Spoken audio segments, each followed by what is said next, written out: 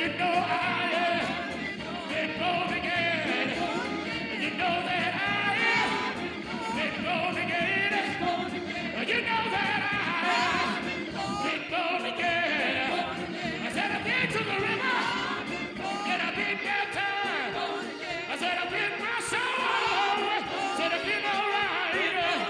You know that I been born again. You know that I've been born again. Well, I don't know about you, but I don't know about you, but yeah. Let me tell you, said I don't know about you,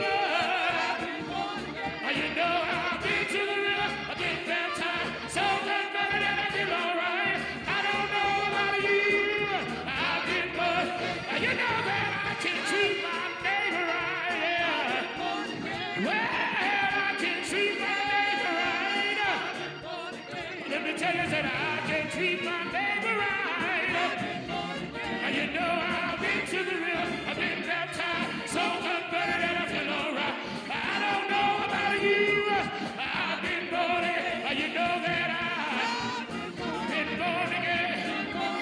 You know that I've been born again. You know that I've been born again.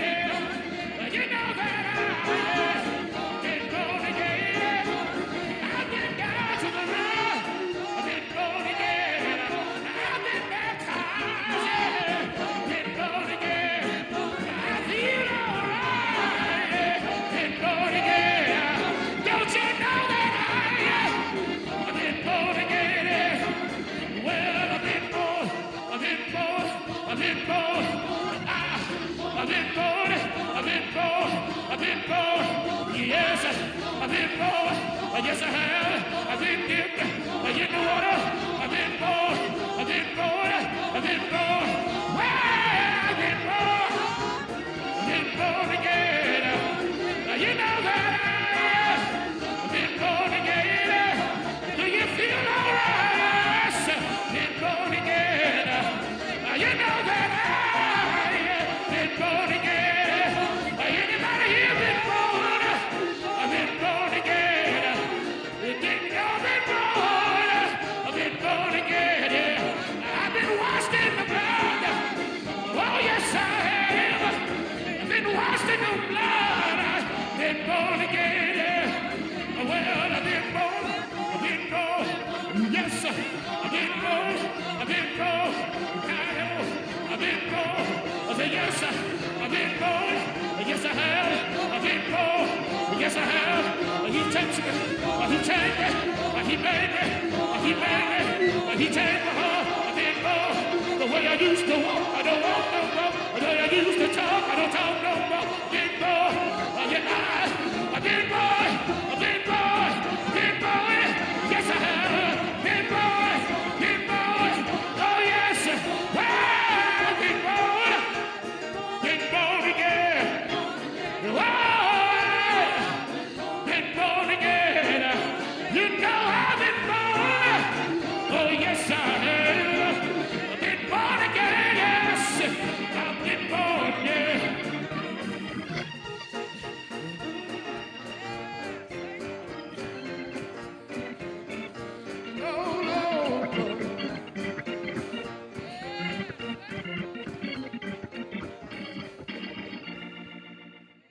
Now it is my happy privilege to turn service over to the hands of our pastor. Give her a hearty amen as she comes, please.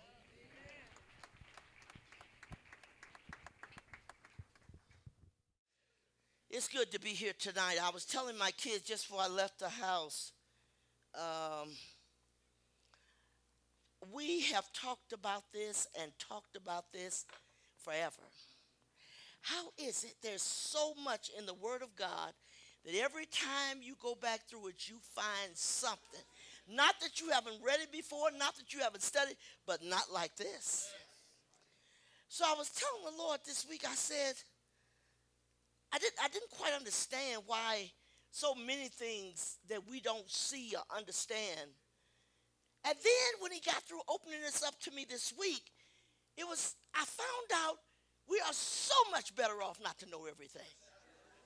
We are so much better off. See, when the devil got to Adam and Eve in the garden, that's what he told me. You're going to know everything just like as if you're God.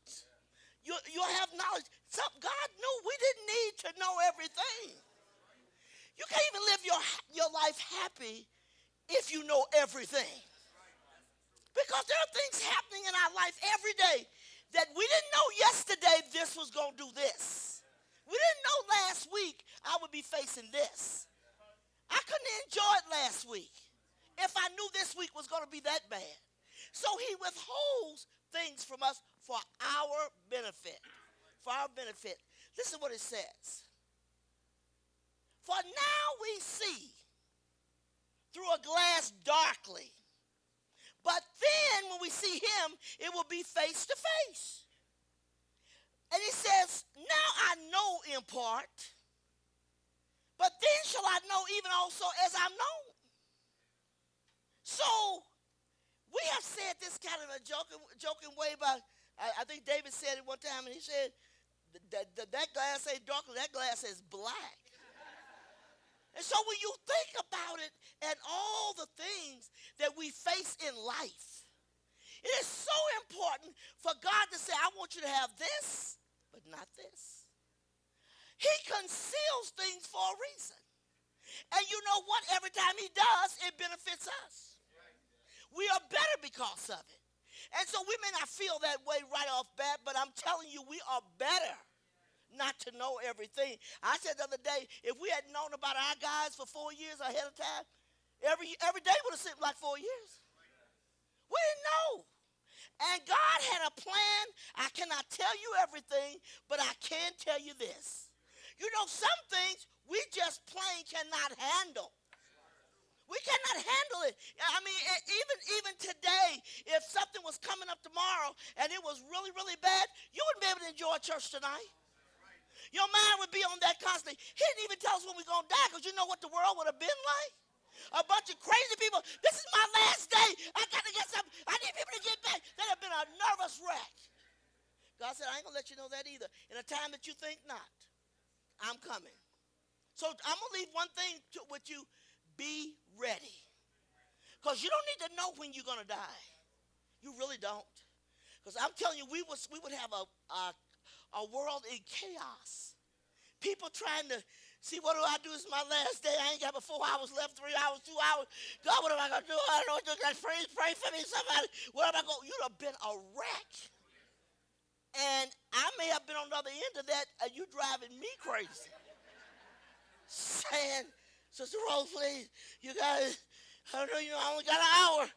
I got 30 minutes. I'm so glad he didn't tell us. I wouldn't be upset if he told me. But I'm telling you, most people will be upset. And a lot of things I've learned that. This is what it says here. It says, the Living Bible puts it this way. It says, in the same war we can see, and only a little, God now, as if we were peering at his reflection in a poor mirror. But someday we're going to see him in his completeness, face to face. Now all that I know is hazy and blurred. But then I will see everything clearly, just as clearly as God sees into my heart right now. So a time will come, I will see everything clear. You know, to be honest, anything I didn't know down here, it don't matter anyway. I mean, once you get to heaven, who cares? Who cares what's happening, how things were going? Because we are so blessed. You know, God understood us when he made us. He knew what man could take. He gave us 4 seasons because man, he grumbles about all of them. I'll give you a chance. He said, when winter coming? You know, I'm tired of this. When is spring coming? I'm tired of the snow. When is it going to stop snowing? And then we go from one thing to another. God said, man is a complicated mess. And you know what? Because he made himself that way. He made himself that way. Listen, don't we all want to know why? Why? God, why did this have to happen? Why did this? What's wrong? What are you trying to tell me? A lot. And you know what I found out? He teaches you through difficult times. He lets you walk through those times because if we walk through it, we learn something. Another thing, and I'm going through this whole thing tonight, but another thing, we wouldn't have any reason to have faith. I got to believe God for this. How it's going to work out, I don't know. But I know that it's going to work out. And we hold on to that and walk through it knowing that God's going to take care of it. Some of the things that have happened to me in the ministry, rest assured, I never dreamed it would happen. And you look around and you think, wow, this is unbelievable. The things that you see, the betrayal, all these things. And you think, no, not this person. No, not that person. You know what? If we knew that somebody was going to turn on me tomorrow, you treat them wrong today. Because you're getting ready to turn on me anyway. And then the person, I don't know nothing about that. Yeah, for you, I can tell by the way you look. You're so-and-so and so-and-so. Well, I already know you turning on me tomorrow. God can know we are not going to serve him. He can know we ain't going to stay with him. He can know all of this, and he still reaches out and touches us. If God started treating you the way you're going to turn out, God help us. But because he is so good, and he always have our best interests at heart. Always. It's always about how you feel. Look, you got to do this. This is going to be difficult. You're going to feel like you can't make it through it, but I'm going to get you through it. You're going to feel like a lot of things during the process, but you're going to learn something. I thought the things that we have learned, my God, we could write books for what we've learned. And we would have never learned it had we not gone through it. So sometimes you want knowledge and you want to understand, but you don't want to go through nothing. You got to go through something to understand it. Because some people learn everything in their life the hard way. Everything. They want to do it their way, and their way is never good. But if you do it God's way, you're going to come up a winner. Listen to this. Let me look back here because I thought, how did I miss this all these years I've been preaching? How did I miss that? I said, yeah, we're looking through a glass darkly. Yeah, we're looking through a glass darkly. See? But then I understood why. Very clear why. Okay? Hold on. God says, I'm not going to reveal this to you because if I do, you're going to be unhappy for the next few weeks. Something's coming in all of our lives. Life don't consist of all good things. And for you to believe that everything's going to be perfect every day and peaches and cream, you're sick. This is a tough life. But the good part about it, God is there to help us to get through. Ain't he, Brother Larry? Yes, he is. Now listen to this. Number one, because times are going to be so bad that I don't want you to know all this. So he said to Adam and Eve, but of the tree of the knowledge of good and evil, thou shalt not eat of it in the day that thou eatest thereof. If you do, you're going to surely die. It's going to make things real bad. Because Adam and Eve did what they wanted to do, the whole generation of generations have paid the price. Every one of us came up under the curse. I didn't even know Brother Adam. I had no knowledge of Sister Eve, who she was. But I tell you, she caused us a lot of pain. She put us through a lot of things. My auntie said she was in the hospital having a baby, and the pain got so bad, and she said to the doctor, if I could get hold of Sister Eve, I'd do her a job. Because you know what? We was never supposed to have pain bearing children. That was supposed to be, okay, you get pregnant, you go and have the baby, and that's it. No pain, no nothing. Boy, wouldn't that have been nice? But because of one woman and one man who did wrong, we all came under the curse. And God said, you don't want to eat of that tree that's the tree of knowledge of good and evil. Some things you don't need to know. Don't eat of that tree. The devil said, you'll be like him. That's why he don't want you to eat of it. No, it wasn't. Anything God do for us, he do it because he cares. I'm looking out for your welfare. I'm trying to get you through something. You're not paying attention, and you're not going to cry on my shoulder when it comes tumbling down. And it is going to come tumbling down. So when God sends you something, and when God warns you ahead of time, listen, change, do what you have to do, whatever that is. I'm not going to get caught in this. You know what I learned in my life? I learned to learn from other people. I don't have to go through it. I see you be a fool, I ain't going to be one. That's how it goes, okay? What's up in my eye? Hold on.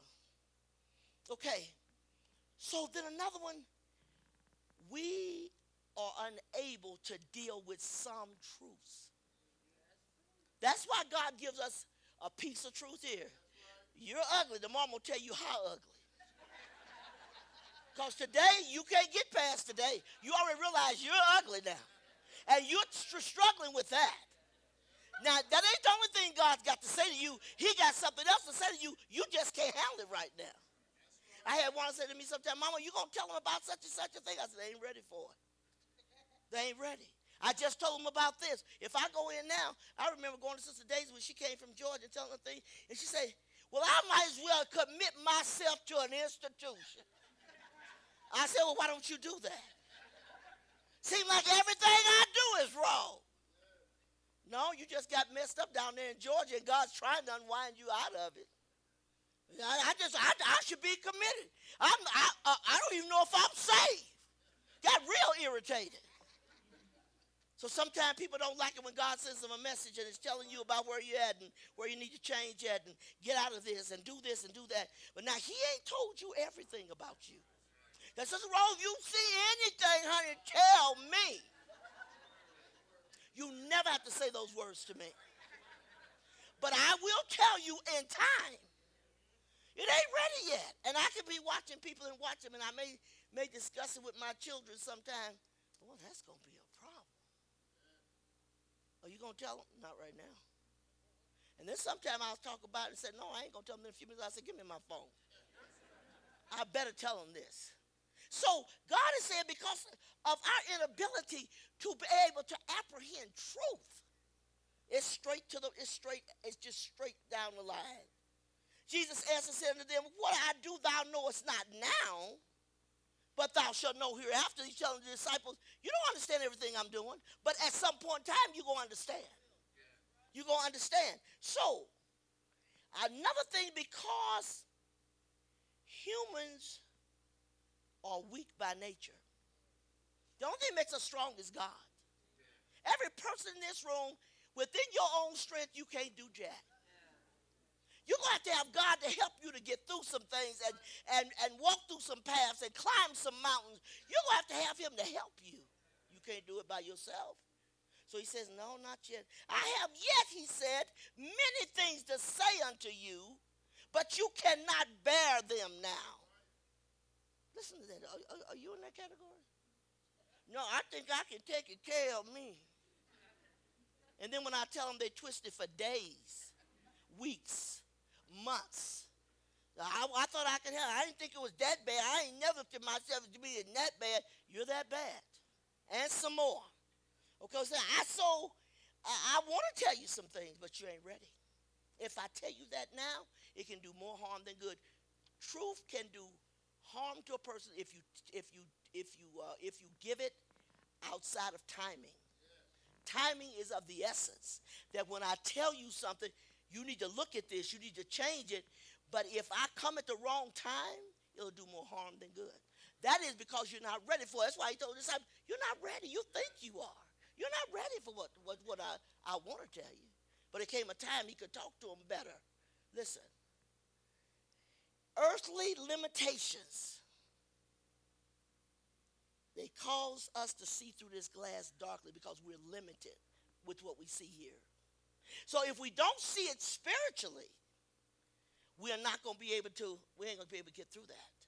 Because the thing that you see in the spirit, you don't see with this. That's what leaders are for. Boy, I'm so glad y'all came back. Yeah, 2 people. Yeah, I mean, check this out. If leaders are for. Leaders are supposed to see what you can't see. So then when they come to you to tell you this is what you got to do, well, I see that you're doing, well, I never felt that way, but I see that. I told a man that was a member of our church many, many years ago. He was my son's high school coach. He came to church and he got saved. God filled him with the baptism. I mean, he blessed that man. But he kept traveling out of town, going to games here and there. And I told him, I said, George, I said, you know what? I said, you need to ask the Lord to work that out for you on the job so you're not being gone so much. I said, it'll take its toll on you spiritually. He said, I feel fine.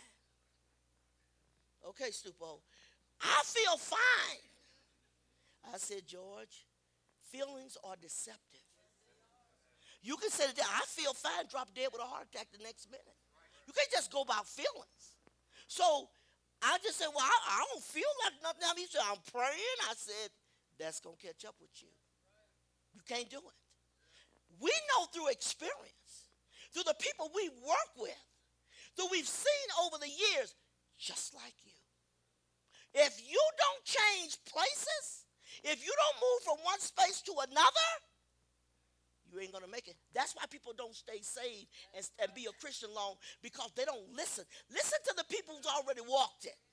Listen to the people who already know if you go down that road, that's not going to be good. How many people have we seen fall on the wayside because they went down a path they shouldn't have gone and they were told in advance, but they did it anyway? Something about being grown, we think we know how. But you don't when it comes to spiritual things. We are limited. He gives us gradual revelations.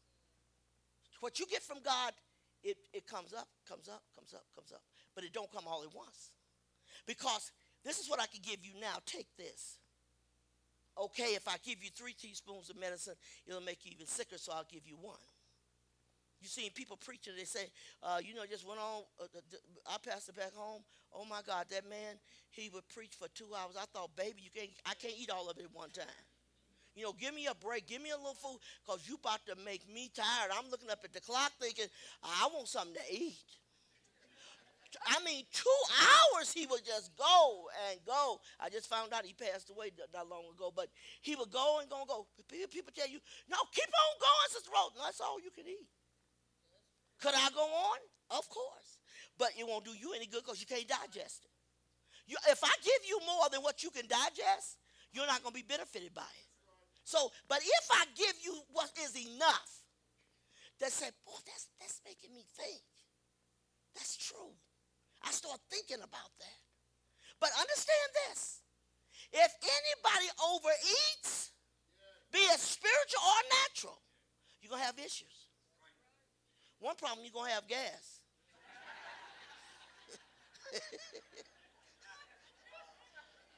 And lots of it. See? What you want to do is say, okay, if you don't want to turn everything into a gas, let's give you a little bit at a time. Now, when you get full, quit eating. Have you ever said, yeah, oh my God, I'm about to bust. Give me a piece of that cake anyway. You shouldn't get it. You shouldn't have it. But we say, go ahead and give it to me. I always room for cake. It's really not. But you shove it in and you pay the price for it. See, so what he's doing is, okay, I'm gonna reveal some things to you, but not all. He says here in which in other ages was not made known unto the sons of men, as it is now revealed unto his holy apostles and prophets by the Spirit. We have had more revealed to us than some of them did had. But we're not doing much with the revelation, because the revelation is there to make you feel better and to open your eyes to see, okay, make a left turn, get over here. You don't want to hear that. Well, what's wrong with this road? This is a shortcut to hell. It may take you a longer time to get there where you need to go, but it's better you take longer to get where you need to go that's right than you take the wrong turn because it's a shortcut. It's going to end up costing you. You're not going to stay saved like some of us hung around here for all these years. We stay saved because we listen. We listen. If you told me something, that's what I'm going to do. People don't listen. It's amazing to me. They hear you, but they don't hear you. It's important if you expect to make heaven, you hear everything that's said to you. The word said, let us take the most earnest heed to what we've learned, least at any time we let it slip. Let me be sure I hold on to that and watch that and be careful with it. That's important. Okay? Now, when he don't tell you something, it's the opportunity for faith. He said, beloved, now are we the sons of God? It does not yet appear what we shall be, but we know that when he shall appear, we shall be like him, for we shall be because we shall see him as he is. Wait a minute. I have faith. I haven't seen it happen. But I have faith that when I check out off of this planet, because the word says so, that I can look forward to heaven. I don't know all about transitioning out. I just know I'm going out as you're going out. Stop for a minute and listen. And say, okay, let me stop for a moment and listen to what you're saying. I'm amazed at the new people that just barely got saved and they know so much. They don't know jack. They don't know nothing. I listen to them talk sometimes, I think, no, that's not the way it goes. When Maxie first came to this church, he was Sergeant Major in the Air Force? Right. Huh? Chief Master. Okay, so he's up there. So when he got to the church, and I'd be doing something, he'd say,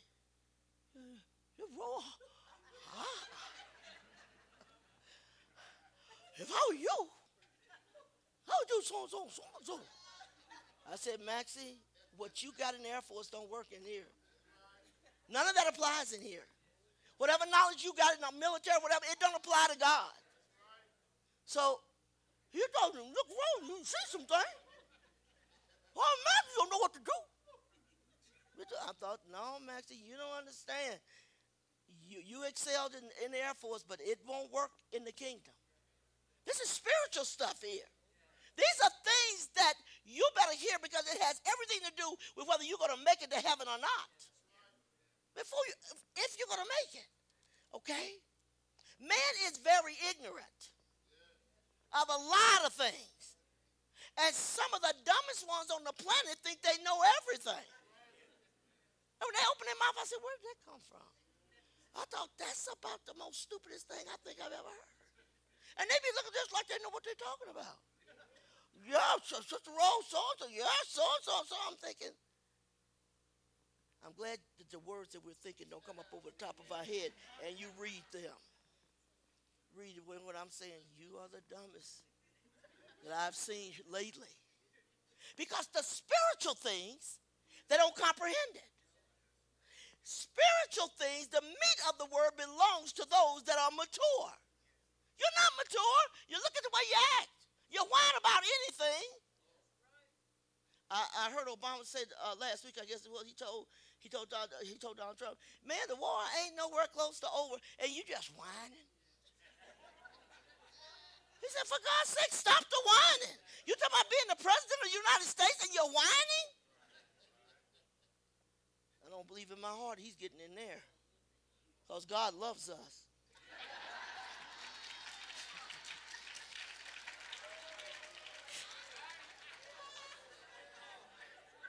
What in the world? Oh, let's don't even go there to politics. See? Because I want to teach you something. I want you to sit. You know what? Every person that gets at the feet of Jesus, it's amazing what they learn. Number one, we have a very short life. Very short. If you live to be 80, 100 years old, you lived a short time. One day you will wake up and say to yourself, where did the time go? It seemed not very long that my husband was in the military and we started out with him a private in the army and all these things and going through basic training and all that. All of a sudden you wake up one day from 20 and say, whoa, I'm 50 years old. How did it get here? Life is so short. We better make every minute count because we don't know when it's going to be over, but we know it's going to be over. So what he's trying to get through to us is that I want you to tune in to what I'm telling you. You're not old enough to understand. You're not ready for meat. It'll choke you to death. I'll give you some milk, and you say, well, why is he getting a chicken leg? Because he can digest it. You can't. Think about it. So that's why he got the chicken leg. You don't bring a baby home from the hospital and time you lay him down, here, baby, hold this chicken leg. Mama got your chicken leg. That baby don't know what you're talking about. And surely it would never be able to hold on to a leg. You got to break that thing in slowly. We got to think of the natural thing. We break things in slowly. We can't just do it all at once. I'm going to tell you this. Sometimes I have things spiritually that God has given me, and I think, I need to talk about this. But I pick who I talk to. It's probably going to be Juana more than anybody. I talk to Nisi and I talk to Lisa, and they get it. A little slow, but they get it. But once you become of age, spiritually speaking, you then begin to see clearer. Though you must understand, we're never supposed to see it all. Because you're going to become very frustrated. Why didn't God tell me this? Why didn't he tell me this? It wasn't for you to know that. If it was for you to know it, and it was a matter of your life, he's going to send a warning. He's going to do that. I remember when I was in Florida on vacation with my husband, the last vacation that we were on.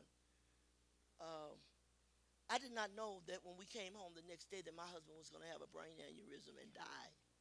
I did not know that. And you know what? I'm glad I didn't. At the moment, you may think, I wish I had known. But we're having the time of our life in Florida. We're eating dinner and lunch, and he's feeding me across the table, and I'm feeding him. We were two little romantic things, you know. And we were just feeding each other back and forth and laughing and carrying on. Little did I know, in a few days, that would never be again. Had I known that, I wouldn't even want to take the vacation. I don't want to go on no vacation knowing when I come home you're going to die. No, you couldn't even enjoy that day you was in having served food back and forth. You couldn't enjoy that. Boy. So God said, I'm not going to tell you that. So then when I had the dream, and the Lord often showed me things through dreams or vision, and I saw in the dream, when I got home, I had to preach a funeral. And I said to my husband, when I get home, I got to preach a funeral. But I thought it was Thelma, because Thelma was sick. And usually my husband always says this, and he didn't say it. He always says, you don't think it's me, do you? He didn't say it. And in the dream, I went to the funeral home, and the door was locked, but I could see the casket. But when I tried to see in it who it was, I never could see it. And I kept tiptoeing up on my toes, trying to say, who's in the casket? It wasn't for me to know. It was my husband. But God said, I ain't going to let you know that. So I'm going on home. We was laying, in the bed that night. We got in from Florida on a Thursday night, and we're laughing and talking about what we did, how much fun we had, and everything. Went to sleep. He got up the next morning and said, "Honey, I'm going to wash the car, and I'll be back in a little bit. And I got to stop by the bank. I'll be back in a little bit and wash your car." Last words. I didn't know. So when the lady called me from St. Francis and said, "Are you Miss Banks?" "Yes." "Well, you need to come to the hospital as soon as possible before we have your husband here." I said, "My husband? Because y'all don't even get sick." "Yeah." So what's wrong?" "We'd rather not discuss it over the phone. If you could come in." I'm still thinking, what is this? I get to the hospital. My husband's on life support machine at that time. And the chaplain was standing there, I guess, to console me after I seen it, whatever. And I was like in a daze, like. And I said, "He's breathing." She said, "No, honey, he hasn't breathed since they brought him in." I said, "Why'd you hook him up to a machine?" "Well, legally we have to." I said, "I made my husband a promise a few years ago. Whoever goes first, be sure we don't get hooked up to life support. When it's over, it's really over. Let's go." He said he agreed. I agreed. And she said, we have to leave him on at least 24 hours. I went back the next morning, and I said to the doctor that was there, I said, I got to have you unhook my husband. I never made a promise I didn't keep. Unhook him. He said, let me call the coroner because I don't want to be guilty of doing this by myself. Let me call the coroner. Call the coroner. He couldn't reach him. Come back. He looked at me. He said, Miss Banks, I'm going to unhook him. I said, thank you. He said, I'm so sorry. He was so young, 54 years old. Now the people that's 19, that's old. But once you start moving on, that's young. And so, but had I known all this, here's what the Lord says to me before I leave for vacation. I'm sitting on the platform, and the Lord says to me, your life will never be the same when you come back. I thought, boy, God's getting ready to do some great things. Oh, wow. This is what I've been waiting on. Little did I know. My life would never be the same, but it wasn't about that. It was about I'm getting ready to take Charles from you. And everybody that knew us and our marriage coveted our marriage. We had a great marriage, 34 years. We were like this, with God wrapped in the center of it. Never without God. Let me tell you something. Tonight, if you knew this was your last service, we'd have to tell you, honey, get back in the back. We'll be back there in a minute. Sister Rose, I'm preaching, baby. You know, we couldn't have church. If I looked at you right now and said, you're going to die in a few hours. First of all, they're hoping you ain't pointing to me, are you? That's the first thing they would say, me. Oh, they getting ready to turn this church out. Because they know I'm not just talking. If I tell you something, you know it's going to happen. See? So they sit there, but I didn't know this. And am I better off? Yes. Now, if you're not saved, God's going to send a warning at least to try to get you in. That doesn't mean you're going to get in. But he sends a warning anyway. Things happen in our life every day that we are perplexed by it. We don't understand it. How? Why? What's going on? What's happening? Something that we cannot explain. Nobody has the answer to give to you. And you're asking for answers. Do you know why this would happen? You know this. Was he sick? Was this? What's going on? We get in a panic over things that we should stay perfectly calm with. That's because we're caught off guard. It's unexpected. Nothing will get you more than somebody who you just had a phone call with. Ain't nothing wrong with them. And somebody called you back after you hung up and said, so-and-so just died. You said, and here's what most people say. We were just talking. As if that's the thing. You couldn't be dead. We were just talking a few minutes ago. Yes, you can. Like I'm preaching this message to you tonight. If people had a sudden meeting call for the church, they don't know what it is. Wanda walks in. Niece is screaming.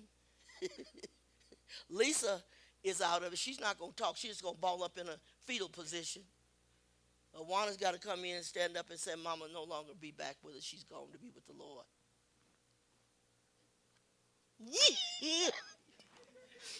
Oh, you got to say, honey, calm down. Calm down. You remember how much she said she wanted to go? I know. You're going to stay saved, hopefully. Hopefully you're going to give yourself to God. Hopefully you're going to make it in. Because I can tell you now, I'm going to make it in. I can guarantee you that. You won't have to wonder where I'm at. But life is uncertain. Death is sure for every person. But God did us a favor by not telling us everything that was going on, because if we know all this stuff, we're not going to be happy. So what he's concerned about, how happy you are. I want you to be happy. I want to give you life and more abundant life. That's what I want to give you. We've had tragedies that would happen, one tragedy after another one, after another one, after another, back to back. Before you could ever heal to get out of one, another one had already come. What did you do? Job didn't know that the devil had been before God, and God was bragging on Job and telling him how good his servant was and how perfect he was. He didn't know what was going on. He's losing everything. This is a man who feared God and eschewed evil. He wouldn't be around evil. He fears God. My servant Job, he said to the devil, have you even considered him as you walk to and fro in the earth? Have you considered my servant Job? Oh, you got a fence around him. If you move that fence, I could get to him. I'll make him curse you to your face. He didn't know who he was. And God let him put it to the test. Job lost everything back to back just like this. No time to get over that, because while one man was delivering bad news, another one came in. Y'all falling apart because somebody came 5 months ago and told you something. But here, one thing after another, and then your wife looking at you. You're a rich man. You have enough money, enough cattle, and everything that you need, and you're losing everything. Now he loses his health, because now the devil goes back and says, well, let me touch his body then. All will a man give for his life? And God said, you can touch his body, but you can't kill him. He afflicts his body with boils from the top of his head to the sole of his feet, and he sits in sackcloth and ashes, and he has this thing that's like a knife, and he's scraping the boils open so the pulse and corruption could run out of it. His entire body is covered with that. Think. He did not know that the devil and God had something going on. He knew nothing about it. In a way, it seems like I don't think I would want the Lord to tell me, well, your children going to die Monday, or your husband going to die Tuesday, and Wednesday you're going to lose all your money, and Thursday your wife going to tell you to curse God and die, and Friday, oh, no. We ain't ready for all that. We are so fragile. It don't take much. You bump your head and you be dizzy for days. We're fragile. So God takes that into consideration. Man is fragile. I can't let him have all this at once. He can't handle it. So I give it to you piece by piece. Piece by piece. And that as you walk this road with me, I'm going to teach you during the process. And what you will be able to stand up under anything once you go through all this. But you think I need it back here. No, you needed to get some depth in God. Or if you went through this trial that we're going through right now, you wouldn't make it. And I'm still shouting a victory. Is it difficult? Of course. Is it very trying? Yes, it is. But do you fall apart? No, you don't. Whether you be a leader or whether you be a lay person, God is saying, I can only give you this much. You can't have all of it. Now, the strangest thing happened to me, and I wonder where that woman is. I was sitting at my house. Let me tell you a little story here. Sitting in my house shortly after my husband died, and I went into the den. I sat down on the ottoman, and I looked up. When I turned around, Charles's picture was sitting right there on the wall. And I have never, ever, ever felt that kind of pain and grief like that in my entire life. While I'm sitting there crying and my heart is literally broken, my son walks in and said, Mama, because we had a business, a beauty salon at the time, and he walked in, he said, a lady came into the shop today. And she said, who was that lady's picture on the wall? And he said, that's our mother. She said, she don't have long on this earth. Well, she must have got confused. Because that's 22 years ago. Are you kidding me? I know God's time ain't our time and time whatever. But that was the greatest comfort in the world for me. He said, she don't have long on this earth. I'm thinking, hey, I'm getting ready to get up out of here. 22 years later, I am still here. I said, Lord, I want to go home. You took charge, take me home. I planned my own funeral. I got all of the whole thing laid out with my picture on the front, all the funeral directions. I'm leaving here in 2 years. I asked the Lord, he's going to do it. The Lord said, well, go ahead. Go ahead. Well, I told everybody 2 years, I'm dead. I walked right up on that 2 years. 3, 4, 5, 6, and 22. It wasn't happening. And I thought to myself, I'm a real kidder in spite of the fact that I'm serious in the pulpit. But I had told my kids all this stuff. So Wanda was coming up to my house. So what I did, I laid down on the floor because this supposed to be the time I'm dying. So I lay down in the floor, and so the front door had this huge glass in it. So you actually could look through there and see me laying on the floor. Well, I'm telling my kids it might be any day. And so Wanda, Wanda opens the door and said, "Mama! Mama!" And what gave me away, I was shaking because I couldn't stop laughing. And so my whole body is doing this, so she know I ain't dead. But I'm telling you, deep inside of me, how you like that, Zach? Deep inside of me, I really truly believed it. But it doesn't mean that God's going to do it. And he showed me I'm not doing it. He didn't say I'm not going to do it. I'm going to let you go ahead. And while that woman said that story to me, I don't know where she's at. She came to the anniversary service and she met me. She said, "I want to meet your mother." "Yeah, because the Lord said you don't have long on this earth." I said, "Well, praise God." I thought he answered my prayer. No, he did not. Because I wouldn't be here preaching to you right now. So I'm telling you, every person sitting on this pew tonight got a crisis. Every person. Some of them are very dark, some are not so dark, but you got a crisis. The thing that's going to benefit you is that you have a relationship with God so that when I'm facing a situation that I have no control over, he's going to get me through it. You got to ask yourself, where am I if something suddenly happened? What place am I? Because maybe I don't know. Maybe I'm in a church where a pastor don't get a word from God. So what am I going to do? You got to understand that God is going to reveal some things he's not, because he says some things is only for God to know, and some secrets he reveals to his prophet or his minister, but he don't reveal everything. What about the woman who went running to Elijah when her son died? And because Elijah prayed for her, she had a son, and when she went, her son died, and she went to find the man of God, and when she got there, he saw her coming. He told his servant, "Go see what that little Shunammite woman's going on with her. See what's wrong." And she said, "It's all well." But when she got to Elijah, she fell down at his feet and she said, "Why did you deceive me? The child you said God gave me is now laying on the bed dead." And she said, "And I want you to come with me." But he told his servant, when she was crying and she was so upset, he said, leave her alone. Whatever's wrong with her, God has not told me. He didn't reveal it to me.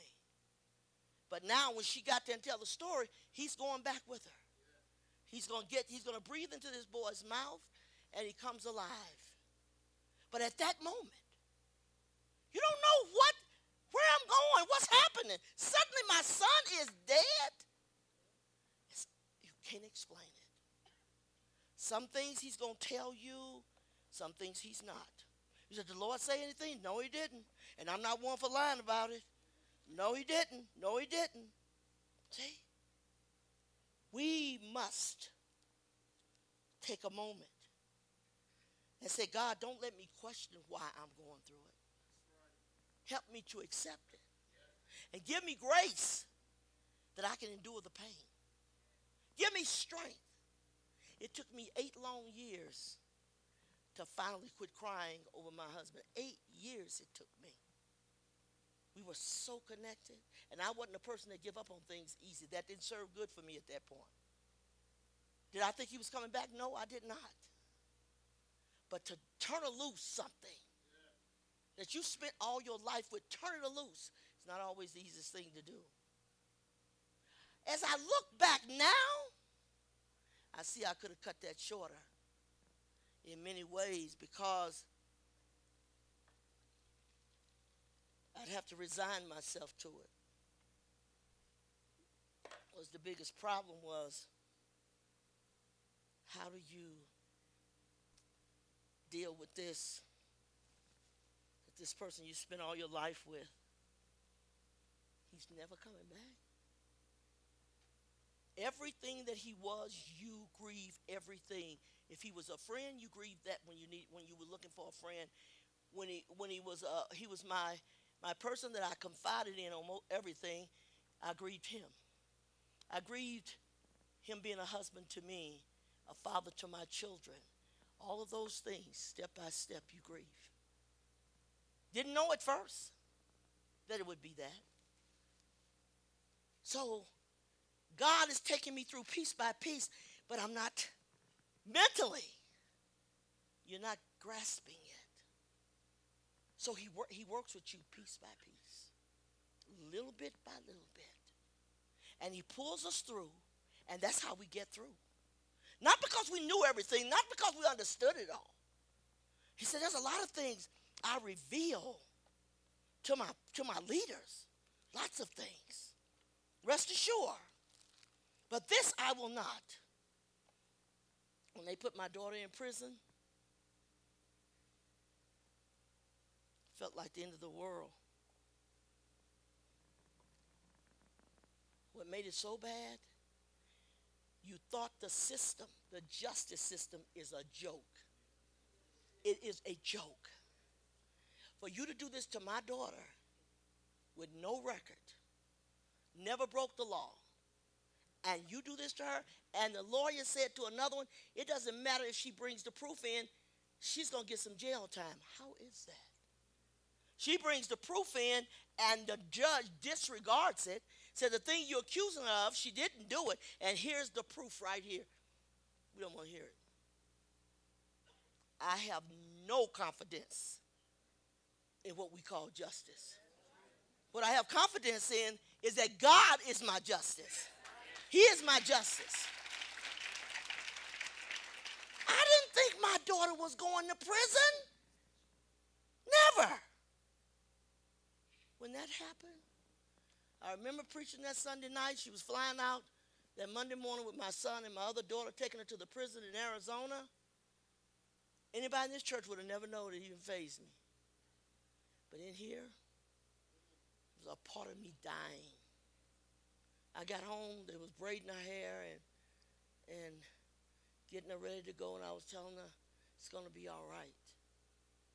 But all the teaching that she got from all those years sustained her, though God didn't tell her she was going, because when she came back and the judge said, she's going to, what did she say? Yeah, she's going to be incarcerated for 6 months. Well, 6 months does seem like 6 years. Me and my daughter never been separated from the time she's born till now. I want to say she sat in that room when my other 2 kids left her, and Lisa was about to pass out. She said she sat in that room waiting for them to come and get her to take her to where all the inmates were and where she would be assigned, where she would sleep or whatever. And she said she told herself, you're not going to cry. You're not going to cry. God didn't tell us she was going to jail. I thought, no way. That's not going to happen. We pray. Do not be alarmed if some prayers you pray that it doesn't work the way you thought. Because it don't always do that. It is somewhat contingent upon the will of God. It was God's will for my daughter to go. He taught us something in the process. But that's something we didn't want. Never thought would have happened. And we go up there and see my daughter with some combat boots on. Girl. Little bitty feet, about 6.5 or 7. Where they found a combat boot that little? And there she stood in a green khaki uniform and what they call them braids? Cornrow. My daughter ain't never had a cornrow in her life. He walked in there and she just, hi, mama. Hi, honey. Wow. It's unbelievable. This is all going on. God didn't tell me nothing. Nothing. He could have. He didn't tell us our guys was going to be found guilty of no crime that they ever committed. All because the government wanted their software. We didn't even know. I said they were swimming with sharks and didn't even know it. that wanted, the government says we're going to get it, we'll break into your business, we'll take your all the stuff that pertains to it. But I said this. The Lord said, be careful what you say, because a lot of times you prophesy and don't know it. And I learned that from this. I said to them, wouldn't that be funny? Wouldn't that be funny? Y'all done all this stuff for law enforcement, they come up and arrest you. I just said that. Sure enough, that's what they did. All this for the country. These are IT professionals here who really know their business. And was Homeland Security that already said, we're getting ready to put you in the budget for $100 million for one part of that application. That was beautiful. We rung the victory bell. Ding-a-ling-a-ling-ling-ling-ling-ling. Every time I go down, ding-a-ling-a-ling-ling-ling-ling-ling. Baby, we didn't ring no victory bell for that one. Yes. But we had to fight. And God has taught us something in the process and given us a just cause organization that's fighting not only for us, but for other people. We had to walk this walk. We had to feel the pain. We had to see that it's not what it say it is, because we always thought it was just that way. So some things in your life, you're going to think, that's just that way. It's going to turn out totally different. Be prepared not to blame God, but to say, Lord, thank you for taking me through this. I made it through it with your help. I didn't know it was going to turn out like this. Sometimes that man or that woman you married, you never dreamed. Turn over in your bed at night and look at that and say, what is this?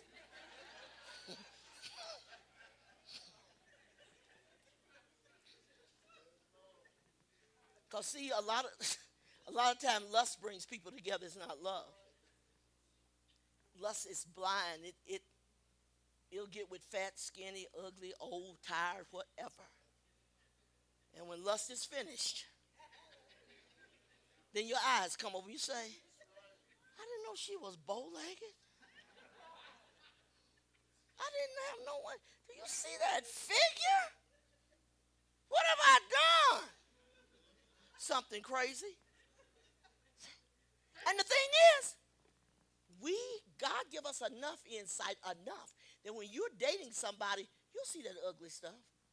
But you want him so bad, you just tell yourself, well, it's probably not that. And then he'll change. They don't change. You marry, what you see is what you get. Don't fool yourself. But don't blame God about that. That happened to be your doing. There go the little jailbird right there.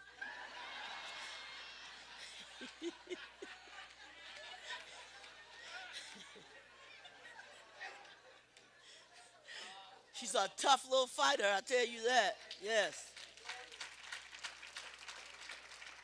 So tonight, when you go home and you think about what's been said, tell yourself, I'm going to seek God for his will, because one thing you're not going to do, you ain't going to change the will. Whatever the will is, it's going to be.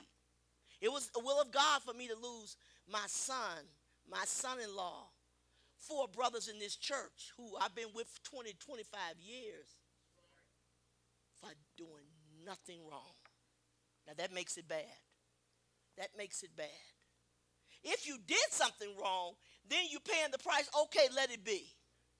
But if I did nothing, and here I am, how do you go on? You go on because you got God on your side, and you know he's working everything out. You may not see it, you may not understand it, but he's working it out. He's working it out for you. So this glass that seems dark, no, that wasn't for you to see that. So when you look through it, say, I can't see. You weren't supposed to. I don't understand. You weren't supposed to. But the time will come, you'll understand it. You'll look at it and say, yeah, that's why that happened. Now I see. Now I see the person I thought was my best friend really wasn't. Something happens in your life to say, hey, come on, and they wasn't there. You needed that to happen to see that. You needed to see that. So God is saying to his people, don't complain about what you can't see. Look up and say, thank you, God, because you're in control. You know why. Some people are going to have it this way. Some people are going to have it that way. But hey, look up and say, Lord, I thank you. It hurts. It cuts to the core of who you are. But if you'll take it, you'll come out a better person. Everybody wants to wear the crown, but nobody wants to bear the cross. Honey, the cross is suffering, is pain, is different things you go through. Don't give it up. All the things that I've been through, I still got joy. That's where you want to be. So though we perplexed, we're not mixed up and confused.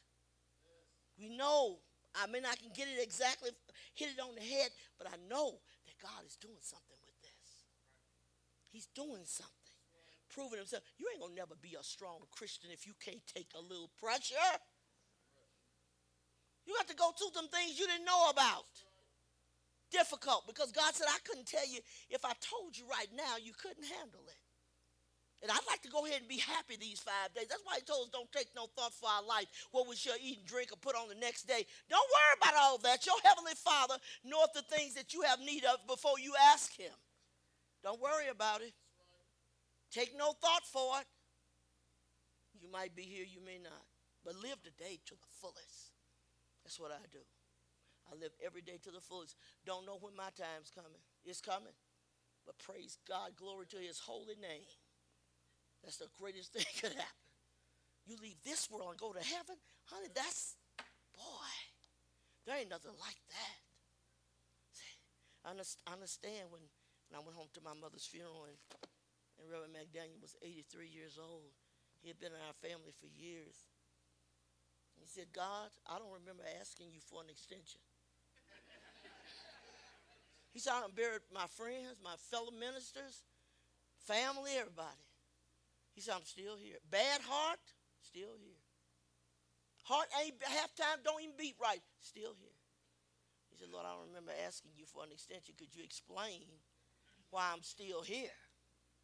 And I got on the computer one day of what little bit I know about it and put his name in, and it shows where he had passed away. I thought, wow, he finally got out of here.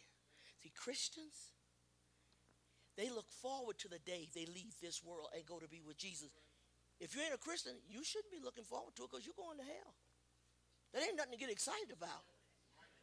See? I mean, that's a fact. So I understand when you say, not me. Everybody's trying to hold on to this life. You're going to have to turn it loose eventually. You cannot just keep holding on to it. See? It's coming that day for every person. But whatever you face in your life, understand, if you don't understand, you wasn't supposed to. You are not strong enough. It's not good for you at this time. I cannot show you this. We'll teach you something through the process. And that's not simple. Stand to your feet.